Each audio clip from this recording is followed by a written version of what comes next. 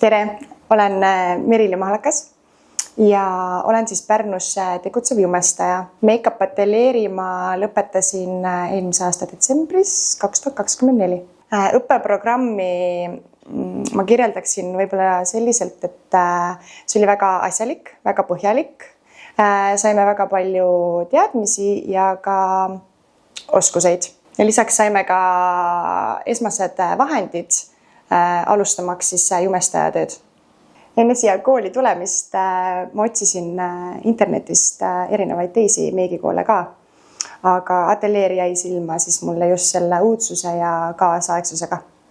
Uutele õpilastele ma soovitangi pühenduda sellesse kursusesse, baaskursusesse, et see on lühike, aga intensiivne. Minu kõige suuremaks ahaa-momendiks sellel kursusel oli see, et ma õppisin nägema tervikut, seda suurt pilti, et ma ei keskendunud silmameigi juures viimase detailini. Mina soovitaksin Make-up ateljeeri meigikooli inimestele sellepärast, et siin on väga professionaalsed ja väga toredad juhendajad. Aga minu võib-olla kõige eredam mälestus või kõige